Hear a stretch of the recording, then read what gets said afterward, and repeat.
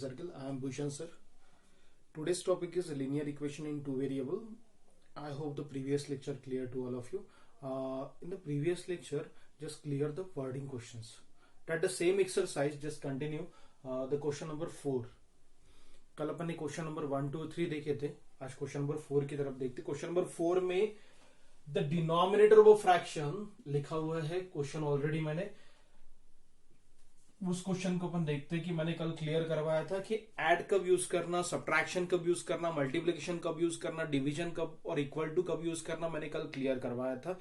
अब directly jump करते हैं उस एक्सरसाइज के क्वेश्चन नंबर 4 के ऊपर.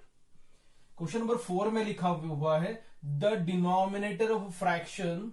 मैंने कल पढ़ते वक्त बोला था कि स्लोली पढ़ना है और केयरफुली पढ़ना है. एक बार पढ़ोगे तो पूरी की पूरी कंडीशन समझ में आना चाहिए, किसके जगह कौन सा वेरिएबल उठाना चाहिए है अपने को, ये अपने को पहली बार पढ़ने के बाद समझ में आना चाहिए. दूसरी बार जब पढ़ रहे हो तो डायरेक्टली उसकी कंडीशन लिखना है. इस तरह से करोगे तो ऑटोमेटिकली वर्डिंग क्वेश्चन बहुत इजी जाएगी. वैसे भी वर्डिंग क्वेश्चन बहुत इजी होते हैं, बट जिस वक्त मैंने पढ़ाया उसी वक्त आप पढ़ोगे तो डेफिनेटली इजी होगा, अदरवाइज वही बहुत टफ होगा at the time of exam. Question लिखा हुआ है the denominator of a fraction is 4 more than आ गया, that mean by the addition, correct. More than twice its numerator, denominator becomes 12 times the numerator if both the numerator and denominator is reduced by 6. Numerator and denominator 6 से reduce हो रहा है बोलते. And find the fraction. Just continue that question. Solution. First of all ये तो समझ में आ गया मुझे क्वेश्चन में कि यहाँ पे एक्स एंड वाई किसके लिए लेना है. मुझे एक्स लेना है न्यूमरेटर के लिए एंड वाई लेना है डिनोमिनेटर के लिए. जस्ट क्लियर दैट कि numerator be X and the denominator of be Y. तो जस्ट ये समझ में आया तो मैं लिख लेता हूं. Let the numerator be X, आप पूरी स्पेलिंग लिख लेना, and denominator be Y. Let the numerator be x and denominator be y. Therefore, find the fraction. Fraction that mean by the x upon y. Fraction कैसे रहता है? Therefore, the fractions is क्या रहेगा fraction? क्या रहेगा अपना fraction? x upon y. That mean by the ऊपर numerator रहता है and नीचे क्या रहता है? Denominator. The fraction is x upon y. Just clear? Find the fraction. Find the fraction मतलब मुझे x एंड y की वैल्यू फाइंड करना है और बाद में यहां पे पुट करना है, तो डेफिनेटली मुझे आंसर मिलेगा. ओके, अब अगेन एक बार क्वेश्चन पढ़ना है कंडीशन लिखने के लिए. Okay, first line up to full stop, first condition, full stop के बाद second condition. The denominator of a fraction is, that mean by the according to first condition. कौन सी condition? First condition. According to the first condition the denominator of a fraction is, fraction में से only denominator की बात कर रहा है, तो denominator of a fraction is मतलब equal to, only denominator of that fraction is means equal to 4 more than, more मतलब plus, 4 more than twice its numerator, twice its numerator. Twice है but किसका ट्वाइस है? Numerator का. Again एक बार condition पढ़ते. Denominator of a fraction is 4 more than twice of its numerator. Clear? Put the value of x and y. Let the denominator be Y, 4 plus 2x. क्या condition होगी फिर? इसको clear करते condition को. Plus 2x इधर जाएगा तो क्या होगा? Minus 2x plus y is equal to 4. Correct? Positive 2x इधर आया तो क्या होगा? Minus 2x plus y is equal to 4. And then again solve होता है तो सॉल्व करेंगे. नेगेटिव यहां देने से बेटर है कि माइनस से मैं मल्टीप्लाई करता हूं both side. That mean by the equation is 2x minus y is equal to minus 4. नहीं समझ में आता तो यहां लिख देता हूं multiply by -1 on both side. Minus से मैं मल्टीप्लाई कर रहा हूं तो माइनस का पॉजिटिव, पॉजिटिव का नेगेटिव, पॉजिटिव का negative, and that is the equation number 1। Clear? ये हो गया फर्स्ट कंडीशन। अब फुल स्टॉप के बाद की बात कर रहा हूं तो इट्स अ सेकेंड कंडीशन। तो अगेन लिखता हूं अकॉर्डिंग टू सेकेंड कंडीशन। अब सेकेंड कंडीशन की बात कर रहा हूं तो सेकेंड कंडीशन में लिखा हुआ है डिनोमिनेटर बिकम्स मतलब इक्वल टू, लास्ट में एस लगा हुआ है। डिनोमिनेटर बिकम्स मतलब इक्वल टू, या लास्ट में एस लगा हुआ है तो आप बोल सकते हो equal to. Denominator becomes 12 times the numerator. Denominator becomes 12 times the numerator, but condition को आगे कॉमा देके आगे किया हुआ है, if the both the numerator and denominator are reduce by 6। Reduce मतलब सब्ट्रैक्शन हो रहा है। न्यूमैरेटर एंड डिनोमिनेटर दोनों 6 से कम है, बट कंडीशन में लिखा हुआ है denominator becomes 12 times the numerator. Okay, तो just clear, denominator and numerator reduce by 6।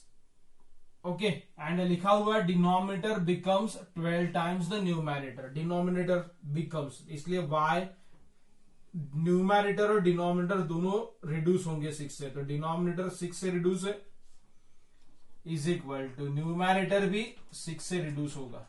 But क्या बोला है, डिनोमिनेटर बिकम्स मतलब equal to 12 times the numerator, that mean by the 12 times मतलब मल्टीप्लाई।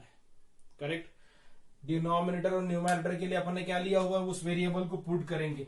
डिनोमिनेटर क्या लिया, denominator y minus 6 is equal to 12 into x minus 6। Clear?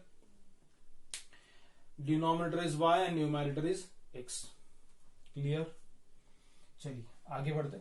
Next, according to the second condition, but ये आपको मैंने समझाने के लिए लिखा हूं, आपने एग्जाम में नहीं लिखना है।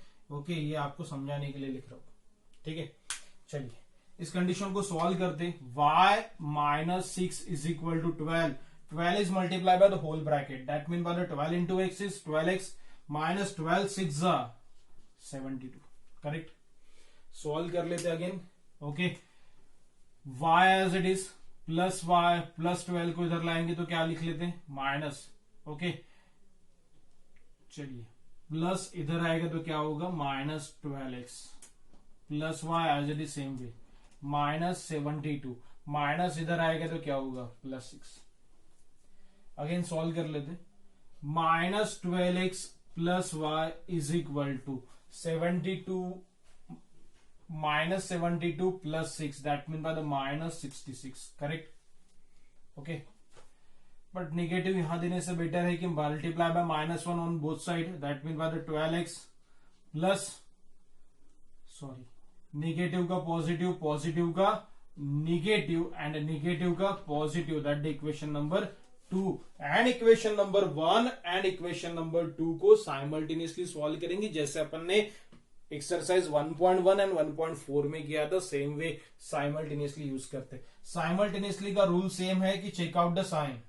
ये जिस वेरिएबल को आपको कैंसिल करना है उसका साइन चेकआउट करना है। y वेरिएबल को कैंसिल करते हो तो यहाँ पे निगेटिव है, यहाँ पे भी निगेटिव है, दोनों निगेटिव है, तो मुझे क्या करना पड़ेगा, subtraction. That mean by the subtract equation 1 and 2। 1 and 2 को मैं सब्ट्रैक्ट करता हूँ, सब्ट्रैक्ट करना लगभग सभी को आता है। Okay, 2x minus y is equal to minus 4 and next one is the 12x minus y is equal to 66। Subtraction के वक्त साइन चेंज होते हैं, इसलिए माइनस, ये माइनस का प्लस का माइनस, माइनस का plus minus. Correct? y get cancel. 2 minus 12, that mean by the minus 10x is equal to minus 70। Correct?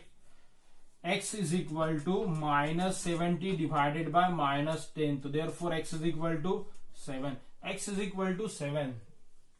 Okay, अब put the value of x in any equation, equation 1 या 2, put x is equal to 7 in equation number, जो आपको easy लगता है उस equation में put करो, पहला या दूसरा। दूसरा बहुत बड़ा इक्वेशन है, पहले इसमें पुट करते।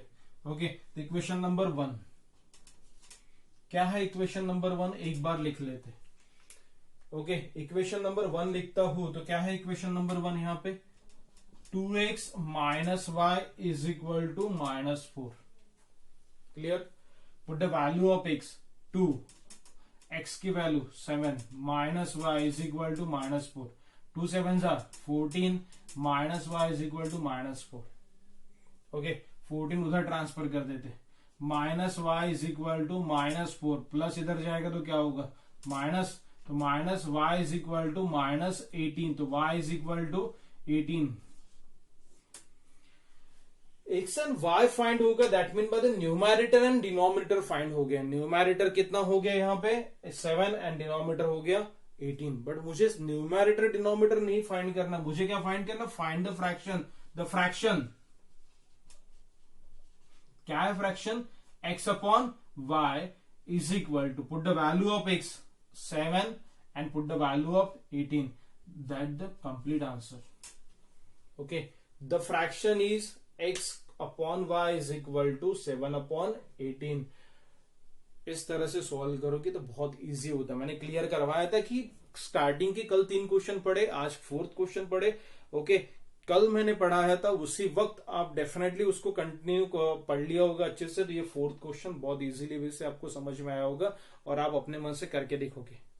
सिंपल है, बहुत सिंपल है. ये तो वही है जो अपन ने एक्सरसाइज में किया है वो ऑलरेडी. अपने को क्या दिमाग में रखना है कि इक्वेशन 1 और equation 2 that mean by the condition exactly आनी चाहिए. कंडीशन एग्जैक्टली आ गई तो डेफिनेटली आपका आंसर भी राइट होगा. Question number 4. Next question number 5 पढ़ते हैं. क्वेश्चन नंबर 5 के लिए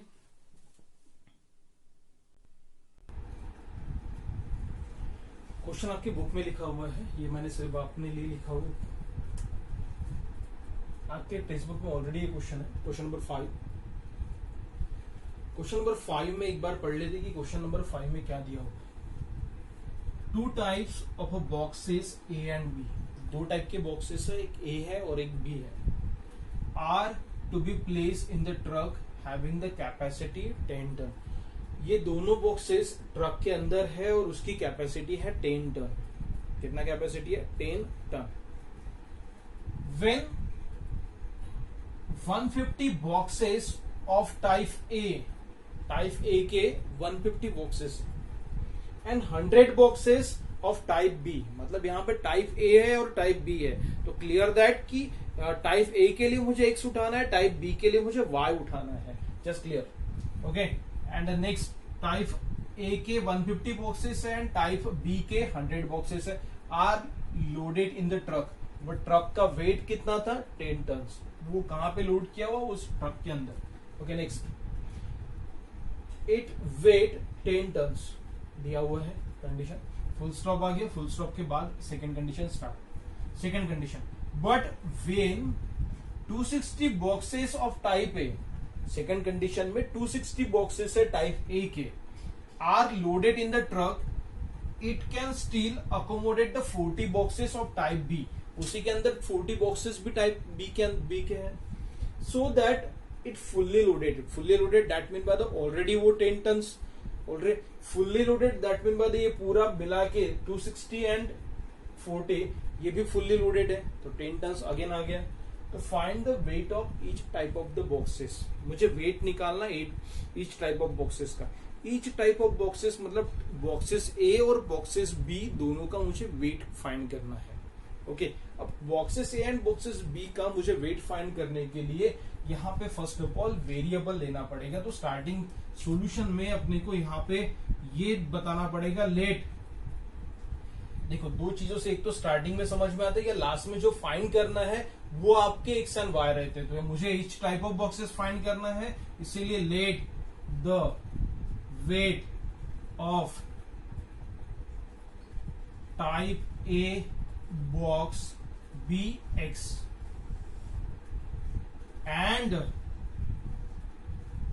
and the weight of type B box B Y. A के लिए मैं X ले रहा हूं एंड B के लिए Y ले रहा हूं. A बॉक्सेस के लिए X एंड B बॉक्सेस के लिए Y. करेक्ट. बट प्रॉब्लम है कि 10 टन ये ऑलरेडी केजी में होना चाहिए था. 10 टन मुझे नहीं पता 10 टन के हिसाब से सॉल्व करते पड़ेंगे तो कंडीशन, पर 10 टन को अपने को काय में कन्वर्ट करना पड़ेगा, केजी में। तो लगभग सभी को पता होगा 1 ton is equal to 1000 KG. तो 10 ton is equal to, okay, 10 ton is equal to 10, okay, 1000 से multiply, that mean by 10,000 KG, correct, okay. And weight of the capacity of truck is 10 ton. Capacity of truck कितनी capacity की? Capacity of truck is 10 ton. Capacity 10 ton से इसका मतलब उसकी capacity कितनी होगी? 1000 KG. मतलब that mean by the capacity of the truck is 10 ton, so therefore the capacity of the truck is 10,000 kg. Clear that? अब according to the first condition, मैं पहले कंडीशन के ऊपर आता हूं। अब according to the first condition उठाते हैं तो पहले कंडीशन में क्या लिखा हुआ है? When 150 boxes of type A, type A की 150 बॉक्सेस है एंड टाइप बी के 100 बॉक्सेस है, और दोनों कहां पे लोडेड हो रहे? ट्रक के अंदर। तो क्लियर है कि पहली कंडीशन आपकी आएगी 150 type A boxes, 150 type A के लिए मैंने क्या लिया एक्स, तो 150x plus type B boxes is 100, that mean by the 100y is equal to कितना कैपेसिटी था उसका? 10 ton, that mean by the 10,000। Clear that? इसको थोड़ा इजीली करता, बहुत बड़ा इक्वेशन मिल गया, बहुत बड़ी बड़ी वैल्यूज है, तो मैं थोड़ा छोटा इक्वेशन लाने के लिए, देखो each and every number is divided by the 50, that mean by the divided by 50 on both side. Both side में 50 से डिवाइड करते हो तो क्या होगा? यहाँ पे 50 से डिवाइड किया, 51 जा 50, 53 जा, करेक्ट, 52 जा 50, 200 जा 52 जा 100, 20 as it is. Next equation number 1। Clear that? अब according to the second condition या बाय सेकेंड कंडीशन, आप ऐसा भी बोल सकते हो, according to second condition. Second condition that mean by the, ये हो गया the full stop. When 260 boxes of type A, 260 boxes of type A, 260 boxes of type A, type A के लिए मैंने क्या लिया? X, and are loaded in the truck, it still accommodate the 40 boxes of type B, that mean by the plus 40 type B के boxes है, इसलिए y is equal to again the same capacity of that truck, that mean by the कितना आएगा यहाँ पे? 10,000। ये cancel होता है तो इसको भी कैंसिल करते, ओके। इजीली वैसे कैंसिल करने के लिए अपने को ढूंढना पड़ेगा कि ईच एंड एवरी नंबर किससे डिवाइड होता है, ओके। तो सपोज मुझे यहाँ पे डिवाइड करना है तो आपको ढूंढना पड़ेगा कि नंबर किससे डिवाइड होगा। 20 से मैं डिवाइड करता हूं तो मुझे यहाँ पे आंसर मिल सकता है, इसलिए यहां लिखता हूं divided by 20, divided by 20 on both side. Both side 20 से डिवाइड करते, 20 से मैंने डिवाइड किया तो 2, that mean by the 13x, correct, 0 0 cancel, 2 13 जा 22 जा, that mean plus 4 2y। Black होने के कारण थोड़ा सा ब्लू से लिखते, क्या होगा? 13x प्लस 22 जा 14y इज इक्वल टू 25 जा 100, okay, that mean by the 500। Equation number 2। अब इक्वेशन 1 एंड 2 मुझे मिल गया तो इक्वेशन 1 एंड 2 को मैं साइमल्टेनियसली सॉल्व कर सकता हूँ। अब इक्वेशन 1 एंड 2 को मुझे साइमल्टेनियसली सॉल्व करना है तो rule same, okay. Check out the sign, check out the coefficient, दोनों का कोएफिशिएंट सेम दिख रहा है, इसका मतलब मुझे कोएफिशिएंट सेम लाने की जरूरत नहीं है, डायरेक्टली चेक द साइन। दोनों के साइन पॉजिटिव है तो दोनों का साइन पॉजिटिव है तो मुझे यूज करना पड़ेगा सब्ट्रैक्शन। तो subtract equation 1 and 2, equation 1 and 2 को सब्ट्रैक्ट कर दो। तो इक्वेशन 1 है मेरा यहाँ पे 3x plus 2y is equal to 200 and second equation is 13x plus 2y is equal to 500। Minus के वक्त क्या चेंज होते, साइन। सब्ट्रैक्शन के वक्त साइन चेंज होते, इसलिए यहाँ पे माइनस आएगा, यहाँ पे भी माइनस और यहाँ पे भी माइनस, पॉजिटिव का नेगेटिव। चलिए सॉल्व करते, क्या आएगा, -10x get cancel is equal to -300। Clear. x is equal to -300 divided by -10, तो x is equal to 30 boxes. Type A के कितने बॉक्सेस है फिर, 30। बट टाइप बी के भी बॉक्सेस फाइंड करने, क्योंकि ईच बॉक्सेस बोला है, इसलिए पुट, क्या में पुट करना पड़ेगा, put x is equal to 30 in equation number, जो आपको इजी लगता उस इक्वेशन में पुट करो। शायद पहला इक्वेशन इजी है, इसलिए फर्स्ट इक्वेशन में पुट करते। इक्वेशन नंबर 1 क्या है, equation number 1 3x plus 2y is equal to 200। Put the value of x। Suppose x की वैल्यू पुट करता हूं यहाँ पे, तो 3 into 30 plus 2y is equal to 200। Continue that, 3 into 30 that mean by the 3 3s are 9, 33s are 90 plus 2y is equal to 200. Clear it? Next, 2y is equal to 200 minus 90. So 2y is equal to 110. Clear it? Again put the value of x, same equation, 30 3s are 90 plus 2y is equal to 90। Like term पास में लेकर गए, solve किए तो मुझे इतना मिला, y is equal to 110 divide by 2, तो y is equal to 55। तो टाइप ए के बॉक्सेस कितने और टाइप बी के बॉक्सेस कितने, ये अपने को ढूंढना। तो टाइप ए के बॉक्सेस और टाइप बी के बॉक्सेस, मतलब टाइप ए के 30 बॉक्सेस है एंड टाइप बी के 55 बॉक्सेस है। तो मुझे लिखना पड़ेगा द वेट ऑफ, स्टार्टिंग में जो लाइन लिखी उस लाइन को आप यहां पे कंटिन्यू कर सकते हो। देयरफॉर द वेट ऑफ, क्या लिखा था, type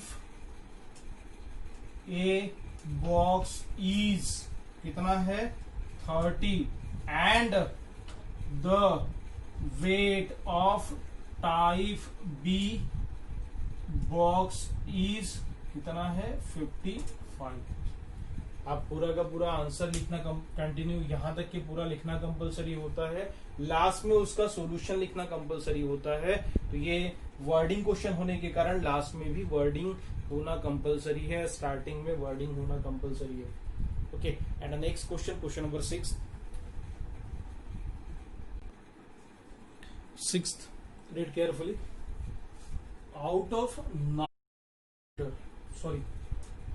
1900 kilometer, Vishal travel the some distance by bus and some distance by aeroplane. विशाल ने कुछ कवर किया हुआ डिस्टेंस है 1900।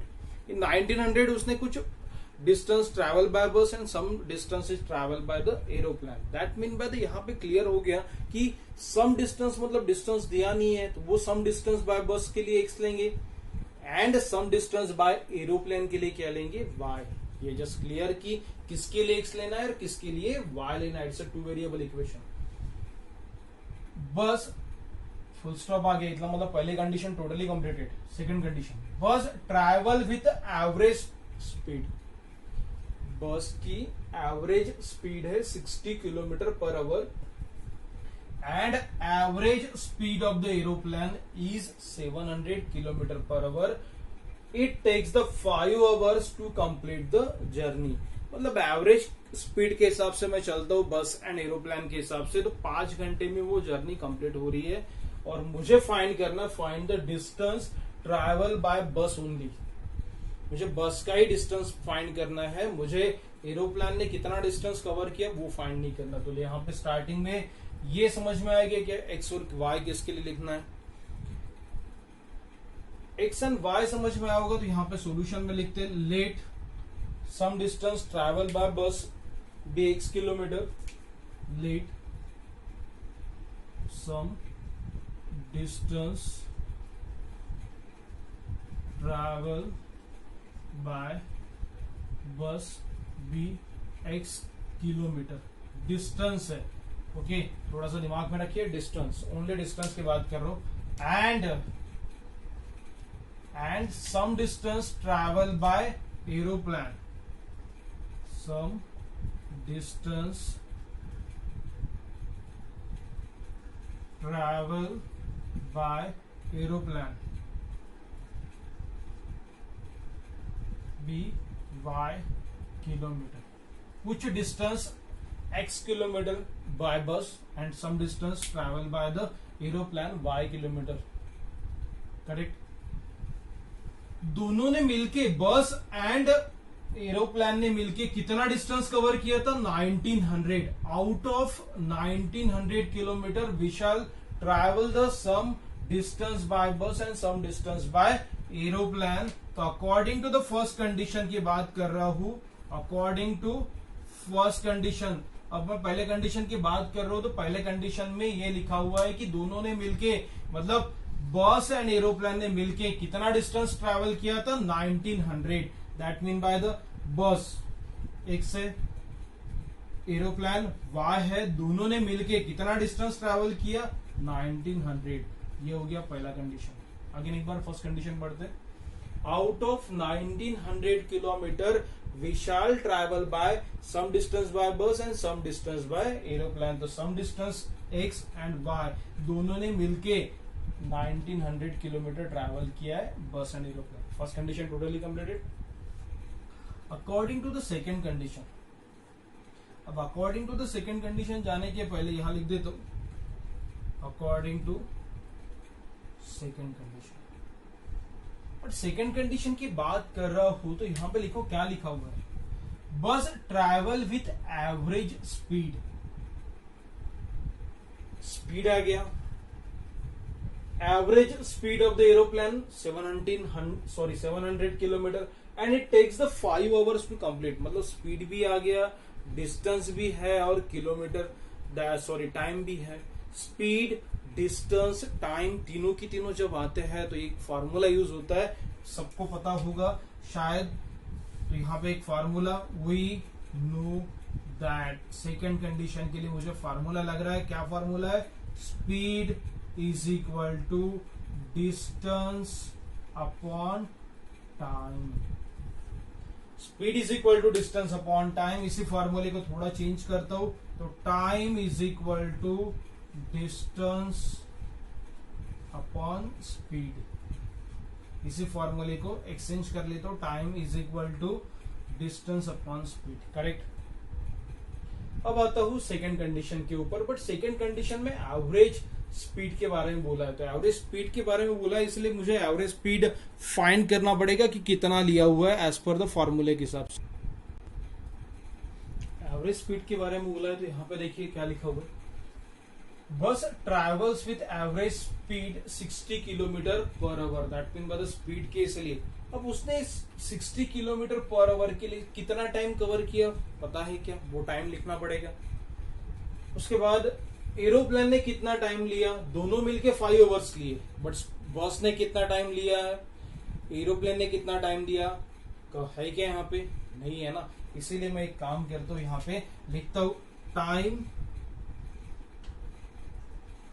Taken by bus to cover x kilometre at 60 time taken by bus to cover x kilometre at 60 kilometre per hour speed is equal to कितना time cover करेगी। अब time is equal to distance upon speed. कितना distance है अपना, distance है तुम्हारे बस के लिए अपना डिस्टेंस है x। कितनी स्पीड से गाड़ी जा रही है, 60। That mean by the x upon 60। Time taken by bus to cover x kilometre distance at 60 kilometre per hour is equal to x upon 60। Same जैसे यहाँ पे बस ने इतना टाइम कवर किया था, as it is same way aeroplane ने भी कुछ टाइम कवर किया था। तो मैं यहाँ पे लिख सकता हूँ, आपको लिखना है तो यहाँ पे लिख सकते हो T1 is equal to x upon 60। Same sentence aeroplane के लिए, क्या, टाइम टेकन किसके लिए, कितना एवरेज स्पीड से गई थी, 1700 पर किलोमीटर के हिसाब से। थोड़ा सा टफ क्वेश्चन है, very important, it's a D types question.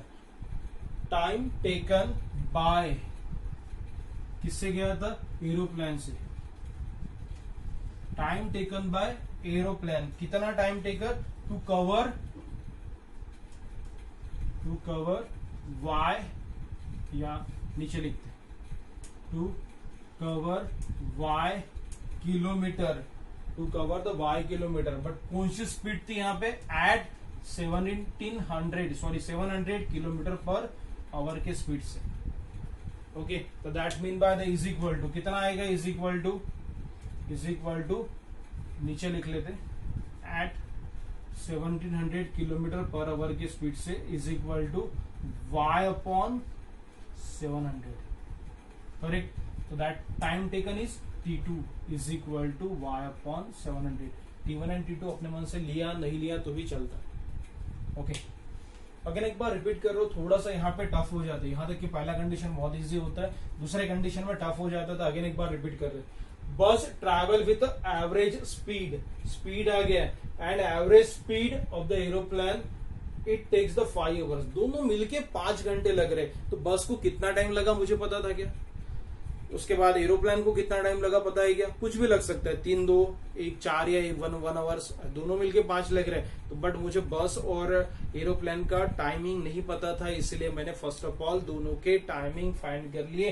Time taken by the bus to cover the x kilometre at 60 kilometre पर एवरेज स्पीड के हिसाब से x अपॉन 60, तो दैट मीन वाला t1 is equal to x upon 60। As it is same way time जो है वो time taken by the aeroplane as the average speed is 700 kilometre per hour, तो that mean by the y upon 700, तो इसके लिए t2 ले लिया y upon 700। आपने t1 t2 दोनों नहीं लिए तो भी चलता है, डायरेक्टली आपने ये और ये लिया तो भी चलता है। अब आता हूं सेकंड कंडीशन, दोनों मिलके अकॉर्डिंग टू सेकंड कंडीशन में लिखा हुआ है क्लियरली कि दोनों मिलके उसको 5 आवर्स लगे, that mean by the t1 plus t2 is equal to 5 hours. तो t1 is x upon 60 plus t2 is y upon 700 is equal to 5। अब इसका सिंपलेस्ट फॉर्म लो, ये इसको सॉल्व करना पड़ेगा। तो इसको सॉल्व करने के लिए यहाँ पे यूज कर सकते by using the LCM method, otherwise cross multiplication method, जो आपको इजी लगता है वो मेथड से आप सॉल्व कर सकते।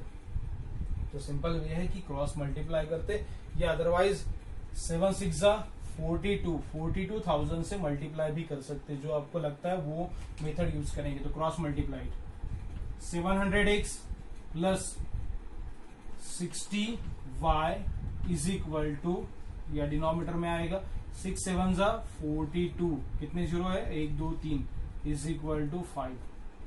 Same way 700x plus 60y is equal to 5 into 42,000। Next solve कर लेते, 700 okay 700x plus 60y is equal to, okay क्या होगा, सॉल्व करना पड़ेगा। 5 1 जा 5, 5 2 जा 10 0, ओके 5 2 जा 10 1 कैरी, 5 4 जा 20, 20 प्लस 1 इज 21, बाकी remaining 0 as it is. 42 is multiply by 5, तो 2 1 0, बाकी 0 एज इट इज, 1 2 3, करेक्ट। अब थोड़ा सा इजी लाना पड़ेगा, इजीली वैसे सॉल्व करना पड़ेगा। अब सॉल्व करने के लिए सभी जगह एक एक 0 दिख रहा है, तो डिवाइड बाय 10, डिवाइड बाय कितना कर लेता हूँ 10, तो 70x plus 6y is equal to 21, 1 2 3, 1 2 3, 1 0 get cancel. Okay क्या किया यहाँ पे लिखना पड़ेगा, आपको लग रहा है तो आप लिख सकते हो divided by the 10 on both side, इधर भी 10 से डिवाइड किया, इधर भी 10 से डिवाइड किया।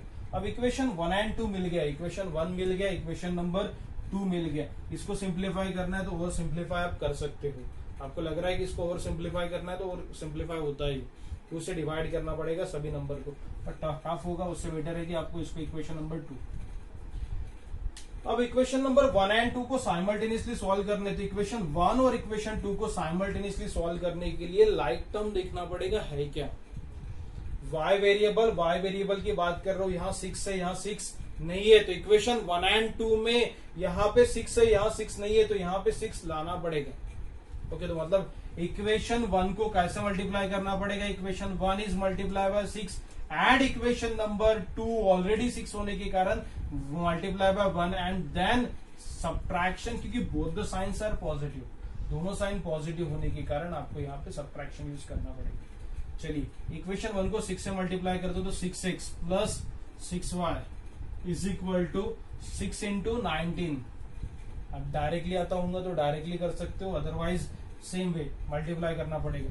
6 9 19 का टेबल आता हूँ तो टेबल डायरेक्टली मल्टीप्लाई करो। 6 9 54 एंड 6 1 6 6 प्लस 5 11। कितने जीरो बचे हुए, 2 जीरो। ओके, नेक्स्ट सॉल्व करते इसको, आंसर क्या आता देख।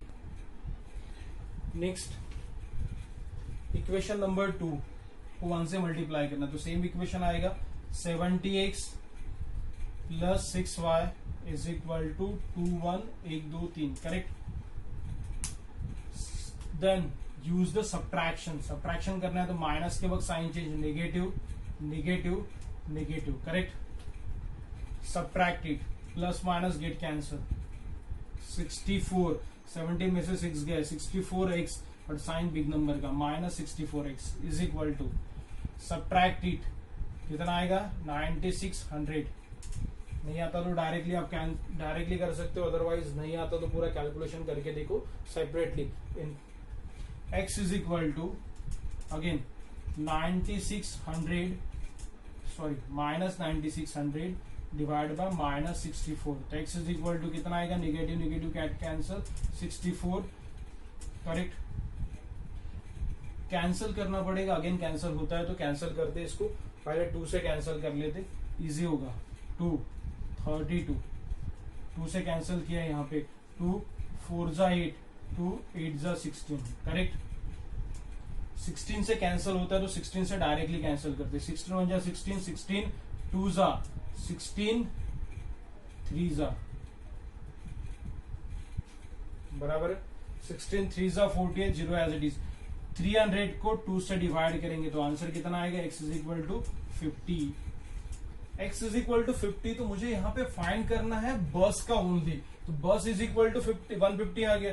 अब sum distance travel by the bus x kilometre, that mean by the 150 kilometre. यहाँ पे फाइंड करते वक्त यही पूछा है, find the distance we shall travel by the first, the distance travel, the distance लिखना पड़ेगा, the distance we shell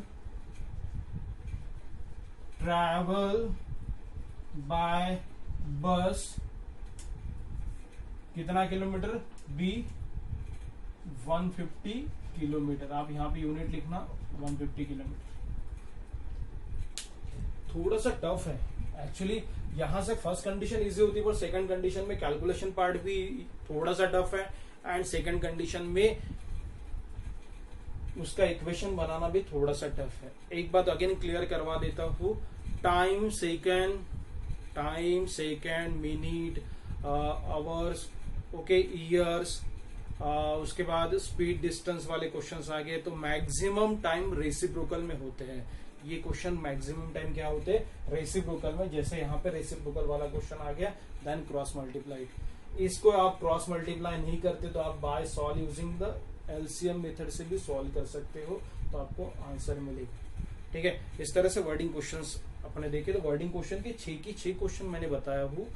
definitely थोड़े से अच्छे से प्रैक्टिस करोगे तो इजी होगा, अदरवाइज बहुत टफ होगा। दूसरी बात, होमवर्क है आपका आज का होमवर्क है problem set, next one is the problem set. Total exercise is completed, that mean by the practice set 1.5 is the last exercise.